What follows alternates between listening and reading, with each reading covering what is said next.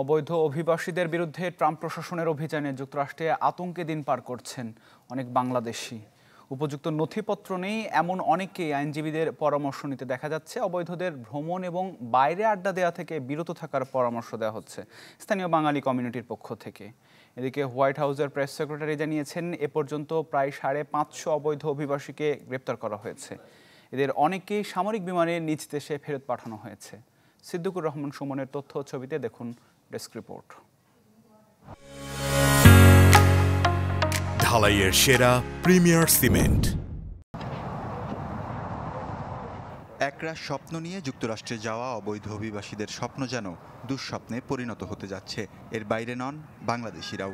নথিপত্রবিহীন অভিবাসীদের ধরতে ট্রাম্প প্রশাসনের সাঁড়াশি অভিযান শুরুর পর আতঙ্কে কাটছে প্রতিটি মুহূর্ত।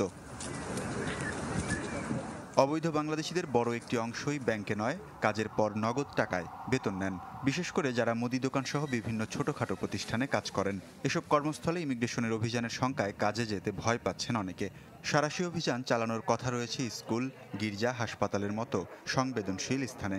তাই নথিপত্র নেই এমন প্রবাসীদের ভ্রমণ, এমনকি বাইরে আড্ডা দেওয়া থেকে বিরত থাকার আহ্বান কমিউনিটির বিশিষ্টজনদের। যাদের স্ট্যাটাস নাই, লিগ্যাল কাগজপত্র নাই, তারা আবার মিশিগানে বিভিন্ন স্টেটে ঘুরতে যাবেন না, গাড়ি চালাতে যাবেন না, বিভিন্ন রেস্টুরেন্টে গিয়ে ফাইটে অবতীর্ণ হবেন না। দেখা গেল আপনি গাড়ি চালাতে একটা লাইসেন্স ছাড়া, ওইটা ধরতে গিয়ে দেখা গেলো যে সাপ কুস্তি কোমর একদম কানটানতে মাথা আসলো, ওই আপনার অবৈধতাটা তাদের কাছে প্রকাশ পেয়ে গেল। সুতরাং স্টে অ্যালার্ট।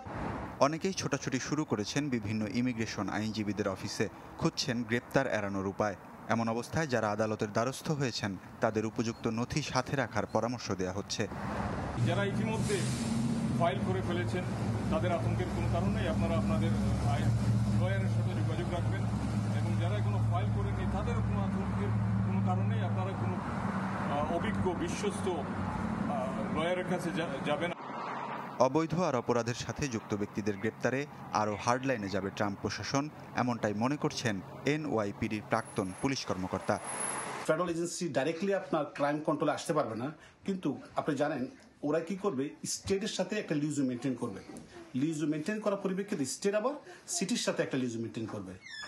কি করবে, ওগুলোকে একসাথে করে নিয়ে এসে ওরা জয়েন্ট টাস্ক ফোর্স যাকে বলা হয়, ওইভাবে তারা ক্রাইমটা কন্ট্রোল করে নিয়ে আসবে। এদিকে জন্মসূত্রে নাগরিকত্ব বাতিলে ডোনাল্ড ট্রাম্পের নির্বাহী আদেশকে অসাংবিধানিক উল্লেখ করে স্থগিতাদেশ দিয়েছে সিয়াটলের বিচারক জন কফেনর। এতে নির্বাহী আদেশ কার্যকর স্থগিত থাকবে 2 সপ্তাহ। সংবিধানের 14th সংশোধনীতে যুক্তরাষ্ট্রের ভূখণ্ডে জন্ম নেয়া সবার নাগরিকত্ব পাওয়ার অধিকার দেওয়া হয়েছিল, কিন্তু ক্ষমতায় বসেই এ বিষয়ক নির্বাহী আদেশ বাতিল করেন ট্রাম্প। Desk report, channel 24।